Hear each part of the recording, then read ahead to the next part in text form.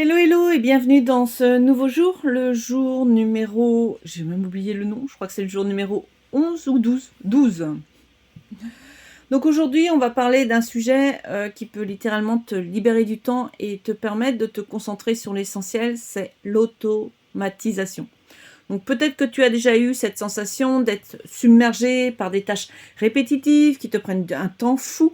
Peut-être que tu passes aussi des heures à trier tes emails, à poster ton contenu sur les réseaux sociaux ou à noter manuellement tes rendez-vous. Eh bien, la bonne nouvelle, c'est qu'il existe des solutions pour alléger tout ça. Donc l'automatisation, c'est comme avoir une assistante virtuelle qui bosse pour toi en arrière-plan sans que tu aies à y penser. Mais attention, automatiser, ce n'est pas juste utiliser un outil tendance ou tout déléguer à une intelligence artificielle.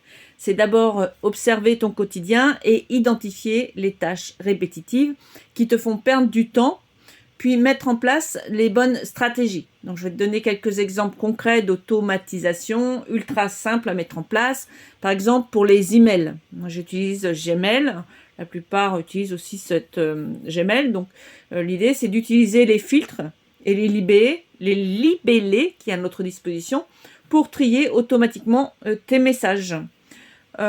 Pour ce qui est par exemple du contenu, si tu publies sur les réseaux sociaux, c'est de programmer tes posts avec par exemple Metricool au lieu de les publier manuellement. Par rapport à la gestion des tâches qui sont récurrentes, les rappels, etc. Eh bien, soit tu peux utiliser Notion, puisque du coup on peut mettre des rappels. Tu peux aussi utiliser, moi c'est ce que j'utilise beaucoup, c'est Google Task, ou alors Google Tâches en fait dans Google, et aussi intégré dans Google Agenda.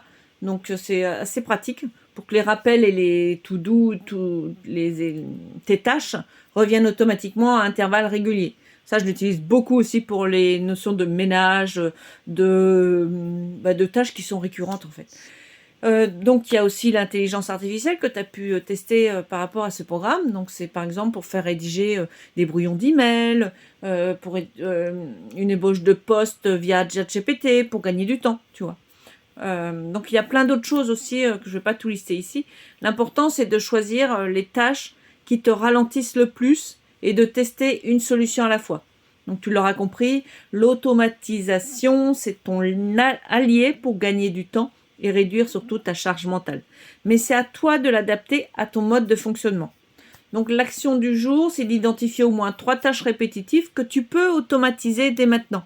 Donc ça peut être une toute petite automatisation. L'important, c'est d'oser tester. Alors tu trouveras un prompt ChatGPT, comme d'habitude, pour t'aider à identifier ces tâches et les outils adaptés, ainsi qu'un exercice pour organiser tes automatisations. C'est vraiment un mot qui est très compliqué pour moi à dire ça.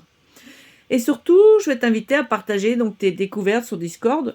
Donc on pourra ainsi échanger nos astuces et découvrir encore plus d'outils pour nous simplifier la vie. Alors, est-ce que tu es prête à gagner du temps sans effort ? Allez, c'est parti, on y va. Donc je te souhaite une excellente fin de journée dans la joie, la bonne humeur, l'abondance et je te dis à plus tard. Bye bye.